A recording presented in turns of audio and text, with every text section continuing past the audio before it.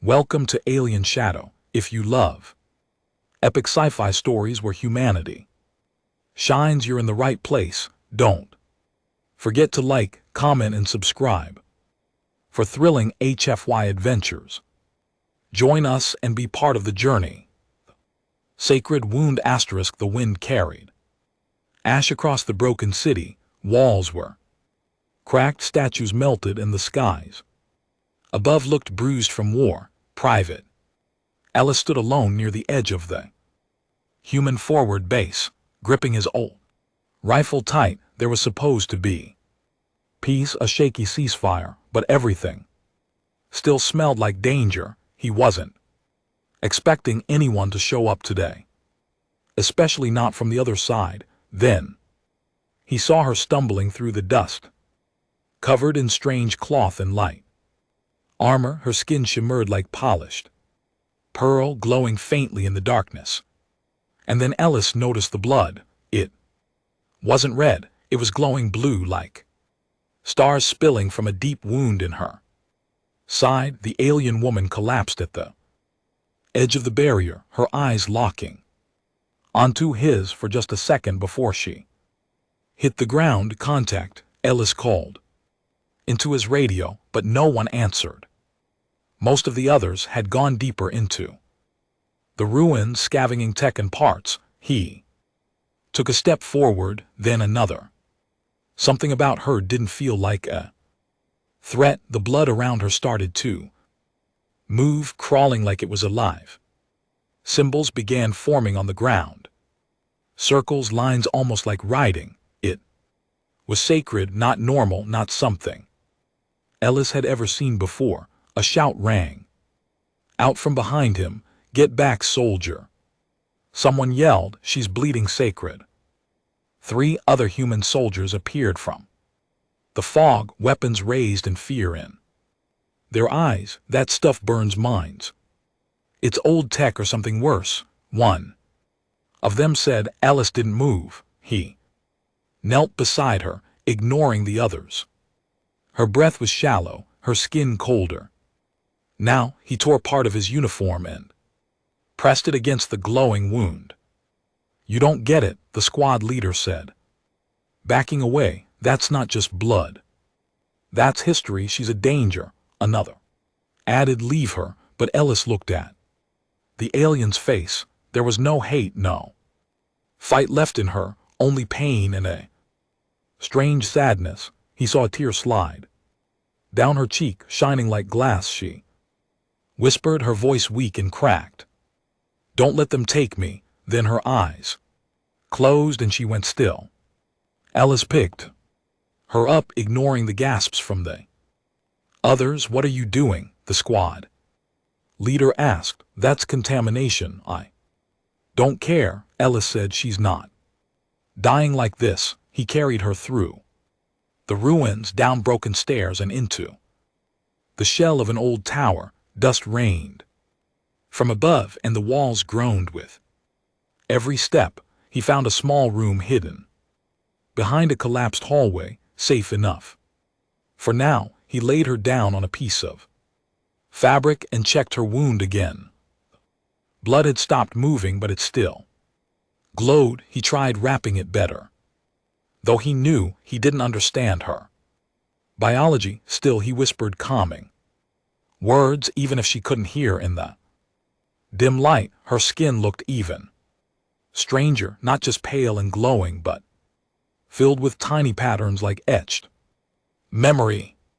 Ellis reached out, brushing his fingers over her arm, and something happened. He saw a flash, bright and fast, a world made of crystal towers, songs in the air, stars that whispered, children learning from memory pools, leaders chosen by dream blood. Then the vision vanished. Ellis fell back, heart racing. Her blood had shown him something, a piece of her world. It wasn't just sacred, was alive, full of history, pain, and beauty. He looked at her again with new eyes. She wasn't just a soldier, she was a keeper of something ancient. The radio crackled suddenly. Private Ellis, respond. We lost visuals. What's your status? He ignored it. Turning the device off. If command knew what she was, they'd come for her. She groaned softly, her hand twitching. Ellis held her fingers gently. You're safe here, he whispered. I won't let them touch you outside. The wind picked up, shaking the ruins. Inside, Ellis sat quietly beside the alien woman, watching her chest rise and fall. He didn't know who she was or why her blood could remember, but one thing was clear: everyone else ran away in fear. But he stayed. The memory inside her. The night came, slowly wrapping the broken city in silence. Ellis stayed awake, listening to her breathe. Each breath was shallow, but steady, like waves barely touching the shore. She hadn't moved much since he brought her to the ruined tower. Her glowing blood had faded to a soft pulse, like a heartbeat trapped in the air. He had seen war wounds before, but never anything like this. This wasn't just damage. It was something deeper, something sacred, and still she lived. Ellis opened a ration pack and placed a few drops of water on her lips. She flinched, then relaxed again. Her skin was warmer now, the cold fading from her hands. He checked the bandage, still glowing faintly but not spreading anymore. Whatever magic or science lived in her blood, it was quiet for now. He leaned back, tired but alert. When her hand moved just barely, her fingers curled like she was trying to grab something lost in a dream. Then her eyes opened. They weren't like human eyes. They held layers, colors shifting like oil and water. She blinked at him, confused, afraid, then focused. You stayed, she whispered, voice dry as dust. I wasn't going to leave you, Ellis said, keeping his voice calm. You're bleeding from something I don't understand, but I couldn't just walk away. She closed her eyes, a tear slipping down her cheek. Sacred blood, she said softly. It holds what my people forgot. He didn't understand all of it, but her pain was real. What's your name? He asked. She hesitated, then answered, Sahira. Ellis nodded. I'm Ellis, Private Earth Infantry. They sat in silence for a while. Sahira reached for her wound, but winced. It's not just pain, she whispered. It's memory. He didn't know what she meant until it happened again. Her blood shimmered brighter for a second as his hand touched hers, and suddenly Ellis was no longer in the ruined tower. He stood on a silver platform under a night sky filled with moons. A young girl was being crowned with a crystal circlet. Crowds of beings watched with pride and awe. Then the scene shattered into flames, screaming voices, buildings falling. He saw Sahira, a genelder, running with a child in her arms, her world ending. Then it all vanished. Ellis was back in the tower, breathing fast, handshaking. Sahira looked at him with tired eyes. You saw it, she said. A memory. He nodded slowly. That's what your blood does. She closed her eyes again. It keeps the past alive, but now it makes me a target. Ellis sat back against the wall, heart still pounding. He had touched her history, her pain, her world, and it made him feel something strange, respect, sorrow, and something else. He didn't know why, but he wanted to protect her even more. Now there are others coming, Sahira whispered. They will find me. They will want to finish what they started. Then we need to move. Ellis said, I can't let them take you. She tried to sit up but failed. Her strength wasn't back yet. I can't run, she said, but there is a place beneath the ruins, a place that remembers. Ellis helped her sit up and gave her more Water, if you guide me, I'll take you. There, he said. Saheera looked at him. For a long time, you should have run. Like the others, she whispered, but you stayed. I'm not like the others, Ellis replied quietly. The next hour was spent preparing to move. He wrapped her in old cloth to hide the glow. She leaned on him, her body light but shaking. Outside, the winds had calmed, but distant voices echoed again. Scouts, maybe soldiers. They didn't have much time. Ellis looked at her. You ready? Saheera gave a weak nod, as ready as memory allows, and with that they slipped into the shadows of the city ruins, not just running from death but carrying something ancient, forgotten and still alive. The hunt begins. The wind had changed again. It no longer smelled like ash and old fire. Now it carried the scent of movement. Those were coming. Ellis knew they didn't have much time. He held Saheera close as they moved through broken streets and shattered doorways. She leaned on him, her feet barely touching the ground. Her skin had lost its glow, but her eyes stayed sharp. Below the city, she whispered, is a vault made before memory. Ellis didn't ask questions now. He just followed her instructions, step by step, through the wreckage. Behind them, shadows moved, voices in a language Ellis didn't know echoed through the ruins. Saheera froze at the sound, her breath caught in her throat. They found me, she said, trembling.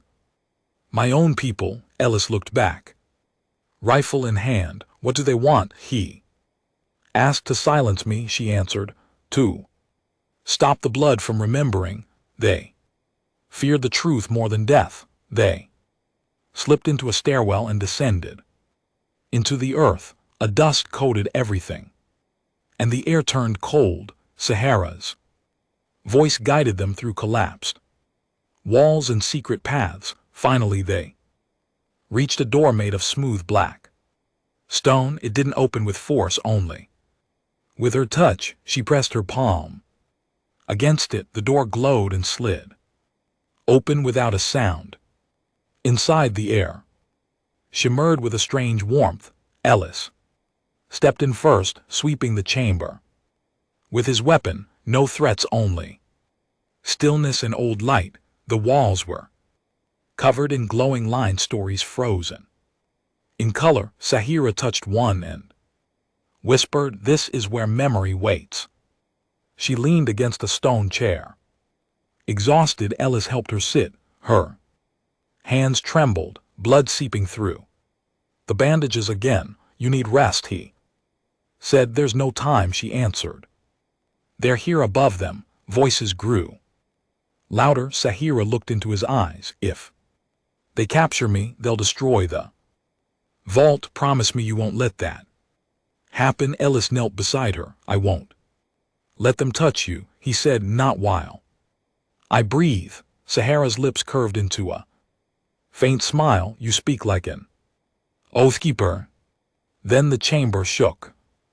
Loud crash echoed above. The door was being forced. Ellis grabbed his rifle and stepped in front of her. He didn't know how many were coming, but he didn't care. They won't take you, he said.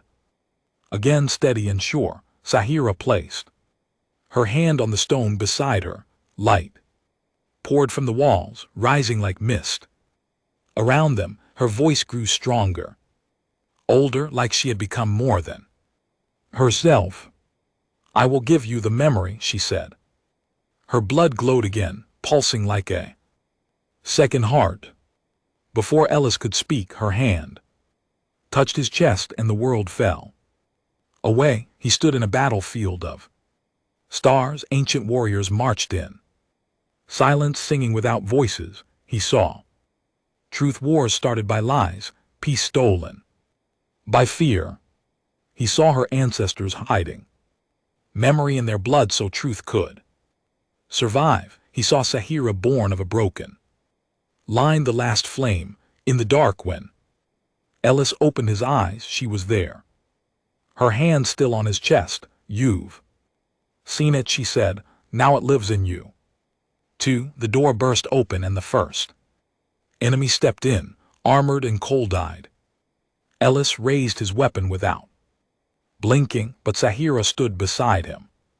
Now glowing with sacred fire, she stepped forward, her voice calm, but filled with power. "You cannot kill memory," she said. "It will rise again." And again, more figures enter the room, circling, weapons drawn, but none of them moved yet. Ellis stood with Saheera, shoulder to shoulder. He knew this wasn't just a fight for her life anymore. It was a fight for everything she carried, everything now inside him too. And though they were outnumbered, outgunned, and surrounded, neither of them stepped back because something sacred was worth bleeding for.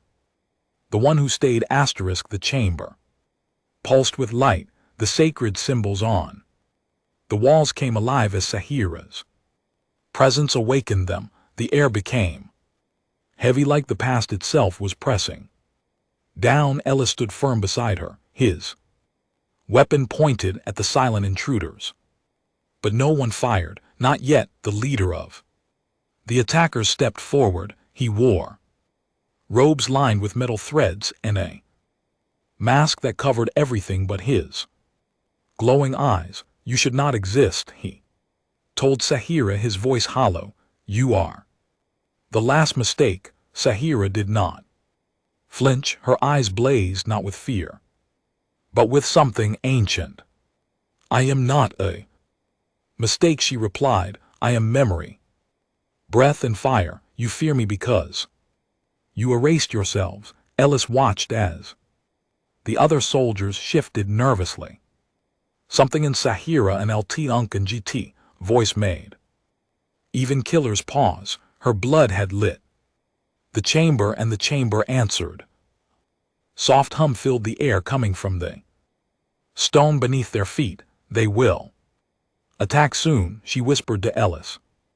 "But if I fall, you carry what I gave you." Ellis nodded without hesitation. "I'm not leaving you," he said. "No matter what." The leader raised a signal rod. The soldiers lifted their weapons. But before the first shot came, Saheera stepped forward and cut her hand across the stone floor. Her glowing blood spilled out in a line.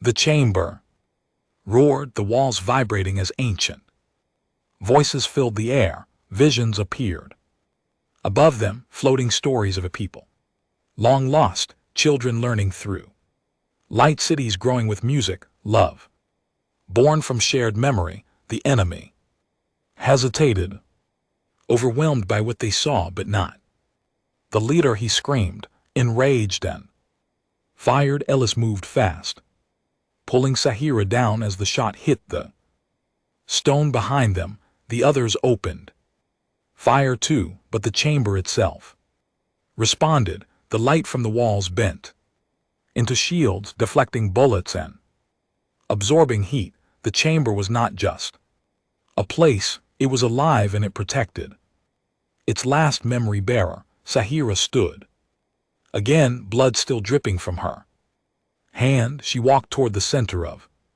the room and touched a stone pedestal. The light wrapped around her body, lifting her gently into the air. She began to sing, not a human song, but something deep and old. The attackers screamed and dropped their weapons. Images flooded their mind, truths they had buried, scenes they had forgotten. Their leaders had lied, their past was stolen. They fell to their knees, shaking under the weight of history. Ellis watched in awe as Saheera descended slowly back to the floor. The chamber dimmed, her glow fading now. Her legs gave out and Ellis rushed forward, catching her before she hit the ground. "I'm empty," she whispered. "Too much lost. You gave them back their past." Ellis said, "You saved more than you." No, her breathing slowed and Ellis felt panic rise in his chest. No, stay. With me, he whispered. Don't fade. Now she reached up, brushing his cheek. With trembling fingers, you stayed. She said softly, you were the only one. Ellis didn't wait. He pulled out his knife and cut across his own palm. He pressed his bleeding hand to hers and whispered, then take what you need. Their blood mixed on the stone floor. For a moment, the chamber lit up again. A soft wind swirled around them, full of memory, of breath, of something reborn. Saheera gasped and her eyes opened wide. The light returned to her skin, steady and strong. You gave me your life, she said in awe. I gave you mine too. Ellis replied, now we share it. Enemy soldiers, now kneeling and silent, looked at them like pilgrims. None raised their weapons again. Instead, one by one, they bowed, not to surrender, but to honor what they had witnessed. Later, when the chamber had gone quiet again, Ellis and Saheera stood together. The past lived inside them, and so did the future. They would protect the vault, but they would also teach, not with war, but with truth, because in a galaxy full of fear, one human stayed when no one else would, and one sacred wound became a doorway to peace.